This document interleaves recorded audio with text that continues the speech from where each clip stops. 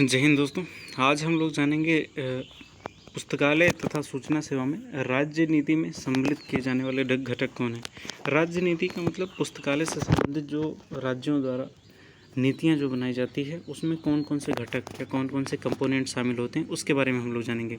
तो सबसे पहले अपने देश के बारे में जान लेते हैं कि ये शिक्षा का जो प्रावधान होता है। अपने देश में 3 सूचियाँ बनाई गई हैं। जैसे अपना देश संघीय व्यवस्था पर कार्य करता है, मतलब एक संघ होता है और उसका जैसे केंद्र सरकार होती है और राज्य सरकार, तो उसको संघीय सरकार भी बोलते हैं। तो केंद्र सरकार और राज्य सरकार इन दोनों में कौन कौन से काम आएंगे इसको बांटने के लिए 3 सूचियां बनाई गई हैं कि केंद्र सरकार जो काम करेगा उसको बोलेंगे केंद्र सूची, लिस्ट बनाई गई है, और जो राज्य सरकार काम करेगा उसको बोलते हैं राज्य सूची, मतलब लिस्ट बनाया गया है राज्यों के लिए, और जो दोनों काम करेंगे उसको बोलते हैं समवर्ती सूची। तो जो शिक्षा का विषय है वो समवर्ती सूची या कॉन्करेंट लिस्ट का भाग है, और इसीलिए और जो पुस्तकालय सेवा का विषय है ये राज्य सूची का विषय है। कभी कभी इंटरव्यूज़ या नेट JRF के क्वेश्चंस में एग्ज़ाम्स में ये पूछ लिया जाता है, तो ये बहुत ही बेसिक जानकारी है और बहुत इंपॉर्टेंट है। तो आप लोग याद कर लेना कि जो राज्य सूची के विषय में आता है वो है पुस्तकालय सेवा, लेकिन शिक्षा व्यवस्था जो है ये समवर्ती सूची में आता है। ये हमें बहुत ही ज़्यादा ध्यान देने की ज़रूरत है। तो इसलिए जब ये पुस्तकालय का सेवा है राज्य सूची के अंतर्गत आता है, तो इसीलिए सभी राज्यों का तथा केंद्र शासित प्रदेशों का कर्तव्य है कि वो अपने अपने राज्य या क्षेत्र में अधिनियम पारित करें, पुस्तकालय अधिनियम पारित करें, पुस्तकालय अधिनियम पारित करें। तो उन पुस्तकालय अधिनियम को पारित करने में उसके कौन कौन से घटक हैं आज हम लोग उसको जानेंगे। अब यूनेस्को ने क्या किया था कि 1994 में एक घोषणा पत्र पारित किया था जिसको बोलते हैं पब्लिक लाइब्रेरी मैनिफेस्टो, और उसमें बताया था कि स्थानीय समुदाय की आवश्यकताओं के परिप्रेक्ष्य में उद्देश्यों, प्राथमिकताओं और सेवाओं के लिए एक स्पष्ट नीति का अत्यंत आवश्यक है। उसके बाद से ही जब ये अंतर्राष्ट्रीय स्तर पे ये संस्था बोलती है तो उसके बाद से भारत में बहुत ही तेज़ी से इसमें विकास हुआ। तो कौन कौन सी बातें इसमें शामिल की गई इसको हम एक बार देख लेते हैं। सबसे पहली जो बातें होती हैं, एक तो सार्वजनिक पुस्तकालय द्वारा समाज के सभी सदस्यों को बिना किसी भेदभाव के निःशुल्क सेवा प्रदान करनी चाहिए। ये बहुत इंपॉर्टेंट है, ये आगे पॉइंट्स काम आने वाले हैं। पहली चीज़ हो गई, इसमें कौन से घटक शामिल होने चाहिए, निःशुल्क सेवा प्रदान की जानी चाहिए। दूसरा कि जो असाक्षर हैं, मतलब जो शिक्षित, जो साक्षर नहीं हैं, जो नवसाक्षर हैं, जो अनौपचारिक शिक्षा कार्यक्रमों में भाग ले रहे व्यक्ति हैं, जो अपना रोजगार कर रहे हैं, या जो आधे कुशल व्यक्ति हैं, छोटे बच्चे हैं, या नियमित पाठक हैं, गृहिणी हैं, या उच्च शिक्षा या शोध कार्य कर रहे हैं, ऐसे लोगों को प्राथमिकताएं दी जानी चाहिए। दूसरा, सूचना की निर्बाध उत्पत्ति के लिए सार्वजनिक पुस्तकालयों को सूचना केंद्र के रूप में कार्य करना चाहिए। सूचना केंद्र का वीडियो पहले ही बना रखा है, आप उसको देख सकते हैं चैनल में जाकर के, और उसे सभी नागरिकों को सभी प्रकार की सूचनाएं प्रत्येक स्तर पर उपलब्ध करानी चाहिए। और अगला क्या है कि विकासशील समाज में सबसे बड़ी चीज़ होती है सांस्कृतिक धरोहर का संरक्षण करना चाहिए। ये इसके सारे घटक आ रहे हैं। तो सबसे पहले हमने क्या देखा, निःशुल्क सेवा प्रदान करना। दूसरा, कुछ लोगों को प्राथमिकताएं देना, जैसे बालक हो गए, अशिक्षित हो गए, असाक्षर हो गए, उच्च शिक्षा में जो शोध कर रहे हैं ये सारे लोग। और ये केंद्र सूचना केंद्र की तरह होना चाहिए। सांस्कृतिक धरोहर का संरक्षण इसे करना चाहिए। अगला, भारत जैसे संघीय देशों में द्विस्तरीय सार्वजनिक पुस्तकालय प्रणाली की आवश्यकता है। जैसे एक जो राज्य स्तर पर होना चाहिए और दूसरा जिले स्तर पे होना चाहिए। अगली जो ये बात बोलता है कि राज्य सरकार में स्थापित सार्वजनिक पुस्तकालयों के लिए एक व्यापक पुस्तक चयन नीति अपनाना चाहिए कि कौन सी पुस्तकों का चयन किया जाना चाहिए उनकी आवश्यकता और उद्देश्य के अनुसार से पाठकों के। और सार्वजनिक पुस्तकालयों में मल्टीमीडिया सहित अनेक प्रकार के प्रलोभों का भी अधिग्रहण करना चाहिए, प्रयोग करना चाहिए। और उसके बाद इसमें क्या है, राज्य सरकार को राज्य पुस्तकालय तथा सूचना सेवा संवर्ग तथा अधीनस्थ सेवा एकक का गठन करना चाहिए।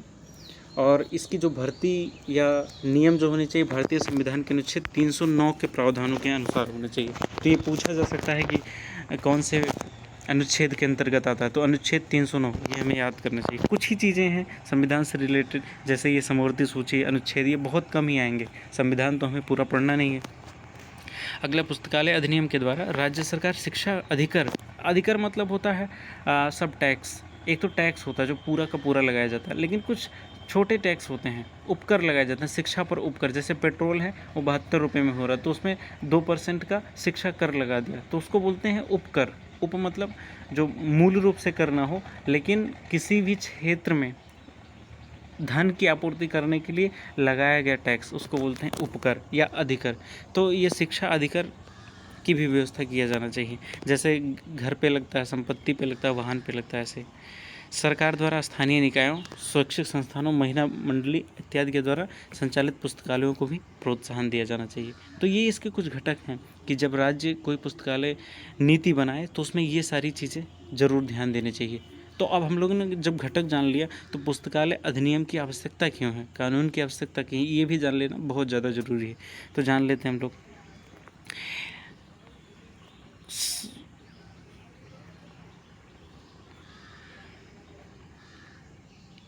हाँ, सबसे पहली चीज़ है कि स्थानीय सूचना केंद्र के रूप में जब ज्ञान के स्रोत के रूप में जन को उपलब्ध कराने हेतु तो सार्वजनिक पुस्तकालयों को कार्य करना चाहिए।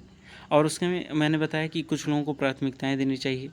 उसके बाद एक समाज में तथा उसमें रहने वाले व्यक्तियों की स्वतंत्रता, समृद्धि और विकास एक मौलिक मानवीय मूल्य है।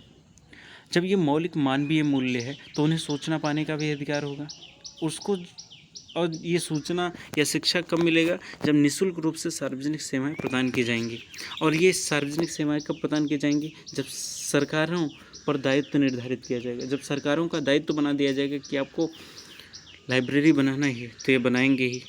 हमारे देश में अधिकांश सार्वजनिक पुस्तकालयों की स्थापना हुई। इसमें से अधिकांश पुस्तकालय स्थानीय निकाय उसको बोलते हैं। जैसे ग्राम सभा हो गया, जिला और ग्राम सभा ये बहुत छोटे स्तर पे हो गया। ऐसे ही शहरों में वार्ड होता है। उसके बाद इस तरह से होता है। और पुस्तकालयों का विकास आधुनिक पद्धति के अनुरूप नहीं हो पाया, इसके कारण कई हैं। एक तो प्रबंधन मनमाने ढंग से होता है कि जो वार्ड हेड होते हैं उनके जो रिश्तेदार होते हैं उन्हीं को बना दिया गया उस पुस्तकालय का प्रबंधक। तो ये सारी कुछ कमियां उसमें पाई गई जिसके कारण ये हुआ। मूल रूप से हम लोग जान लेते हैं कि पुस्तकालय अधिनियम की आवश्यकता क्यों है। सबसे पहली जो आवश्यकता होती है कि एक अस्थायी सुदृढ़ वित्तीय स्रोत उपलब्ध होना चाहिए। मतलब लगातार वित्त नहीं तो कुछ नहीं।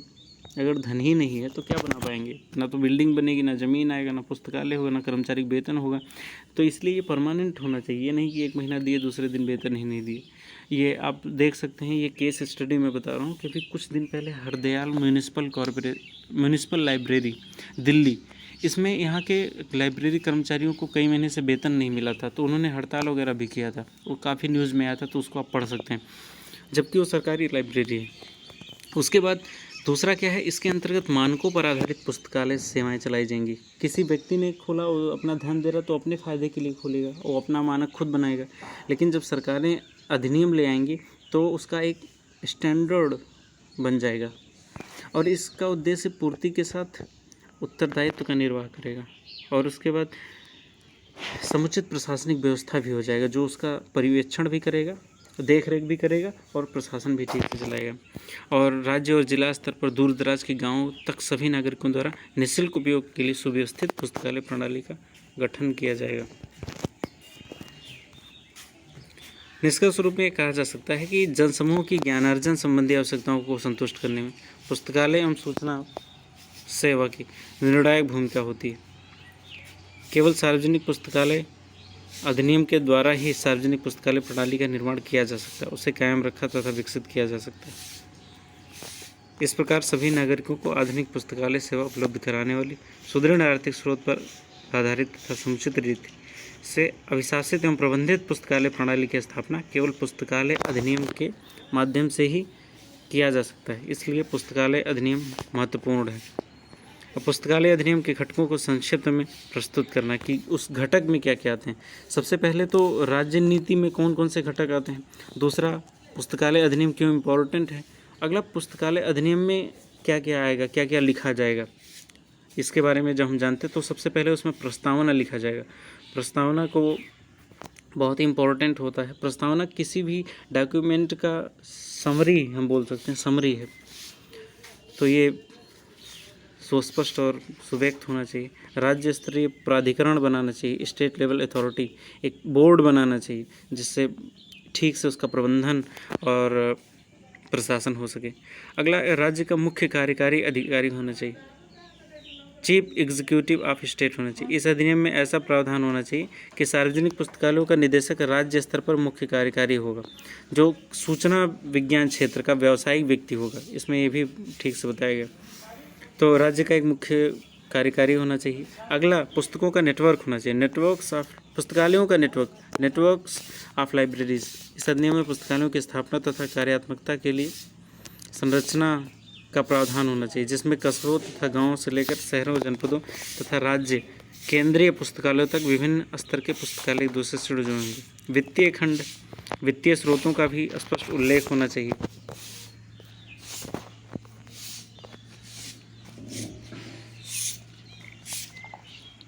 और पुस्तकालय अधिकार एकत्र करने का भी स्पष्ट प्रावधान होना चाहिए। Doctor S.R. रंगनाथन ने मॉडल एक्ट में इसको बताया था बहुत ही अच्छे तरीके से, लेकिन बाद में कि अधिकार होना चाहिए उसकी हिमायत की थी। लेकिन बाद में श्री K.P. सिन्हा की अध्यक्षता में गठित पुस्तकालय की सलाहकार समिति ने इस विषय का परीक्षण किया और पुस्तकालय अधिकार के विरोध